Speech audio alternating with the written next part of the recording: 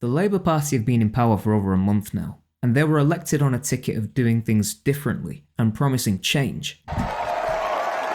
You campaigned for it, you fought for it, you voted for it, and now it has arrived. Change begins now. To be fair, it was a good soundbite. After 14 years of Conservative rule mired with controversy, sleaze, corruption, cronyism, making high Tory donors members of the House of Lords, giving them knighthoods, the COVID scandal where they were partying whilst we were in lockdown, a soundbite of change, I understand why it may have resonated with a lot of people. But sadly for the Labour Party, hypocrisy has come home to roost, and the desire to want to govern and do politics differently may not be happening after all. Quite often we see it with politicians where they say one thing, but then actually do another thing entirely.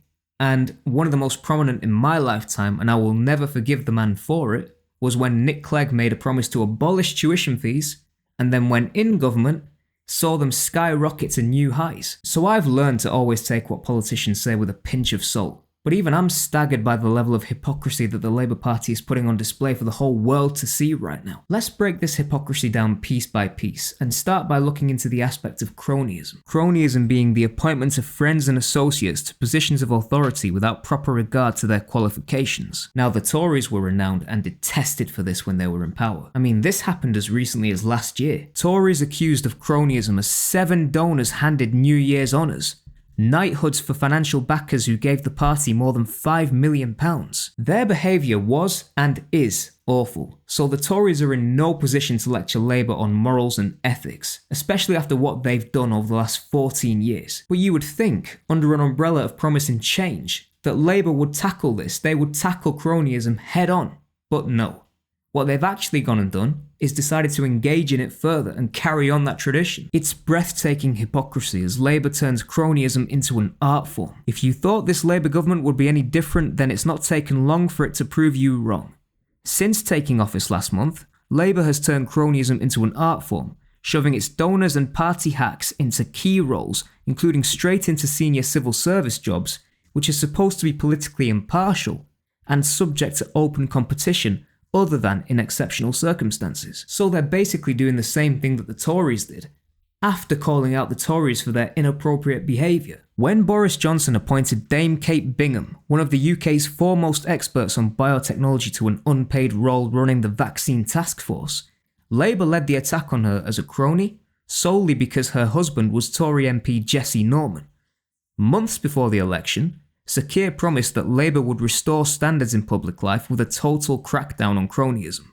Now the boot is firmly on the other foot, and, as the number 10 pass for Lord Ali shows, Sir Keir stands revealed as a hypocrite of the highest order. Continuing cronyism doesn't necessarily strike me as wanting to do things differently, Mr. Starmer, but as mentioned before, the hypocrisy seems to be catching up with them now. Amid claims of cronyism, Labour donor Ian Caulfield has recently resigned from a role that was given to him by Rachel Reeves in the Treasury. Let's see how much more Labour think they can get away with. Now, another aspect of hypocrisy I want to touch on is their position on private school fees. Labour have proposed adding a tax onto private school tuition fees. This would work by having VAT, or value added tax, incorporated into that tuition fee. So parents would have to pay the standard school fee, but then they would also have to pay an additional 20% of that to pay the government in tax. For example, if a standard private school fee was £10,000 per year, with the tax that the Labour Party is proposing, parents would then have to pay £12,000 per year. Now, the reason I bring this up as a matter of hypocrisy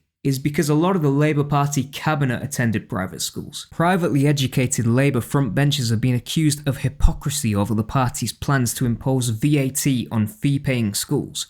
Nearly 25% of the shadow cabinet attended private schools, compared with 7% of children whose parents pay for their education. That's extraordinary, isn't it? I mean, a quarter of Labour's cabinet benefited from going to a private school, but now they want to stop children from having the same opportunities that they did by going to a private school. And this policy will not impact the very richest in our society, the oligarchs, the rich businessmen who send their kids to Eton, Harrow, Winchester, all these private institutions.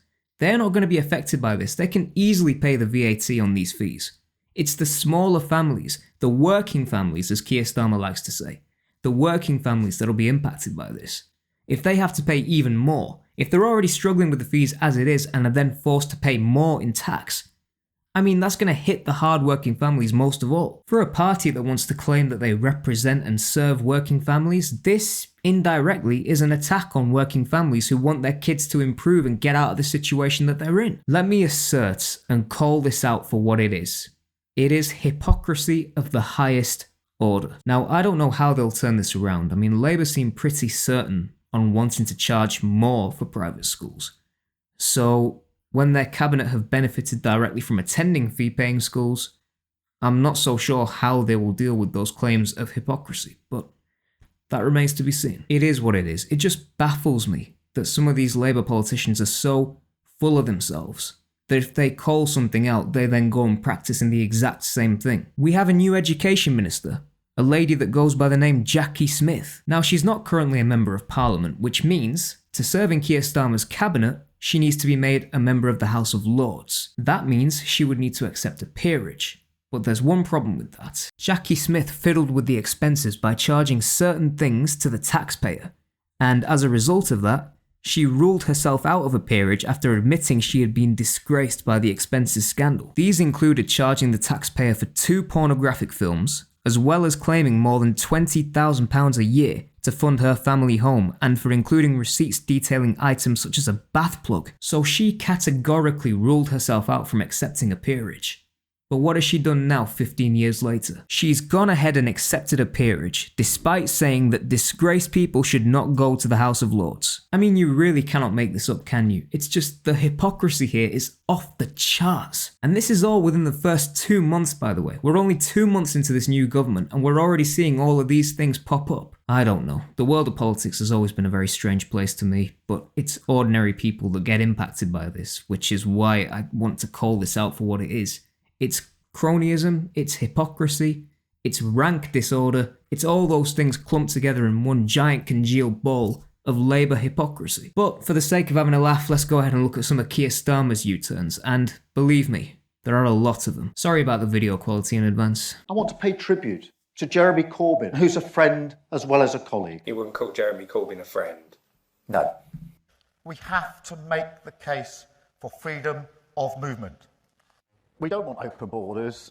Freedom of movement has gone and it's not coming back. Cutting off power, cutting off water, secure? Well, I think that Israel does have that right. I was not saying that Israel had the right to cut off water, food, fuel or medicine. Wounded by the media, the Sun in this city, a hurt for this city. And I certainly won't be giving any interviews to the Sun during the course of this campaign.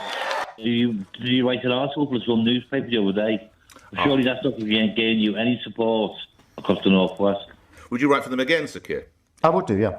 Can you guarantee that under your leadership, the 2019 Labour commitments to nationalise water, energy, rail, the Royal Mail, they'll all be in Labour's next election manifesto? I've made that commitment. Will you nationalise the big 6 energy companies, yes or no? No.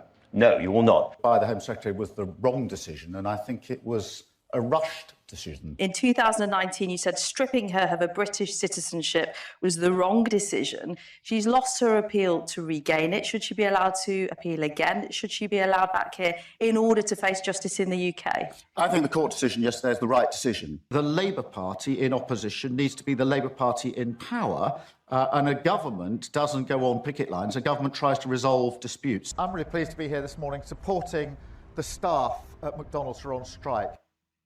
Air quality, climate change is the issue of our time, and as the Extinction Rebellion protest showed us this week, the next generation are not going to forgive us if we don't take action. I think they're wrong. I think their action is wrong. That's our Prime Minister, folks. But anyway, what do you guys think? Let me know in the comment section down below. Thank you all so much for watching. Be sure to like and subscribe if you enjoyed this video. I'll be returning in the coming weeks with more content, of course, but until then, stay safe, stay blessed, stay free, and I'll see you all real soon. Take care.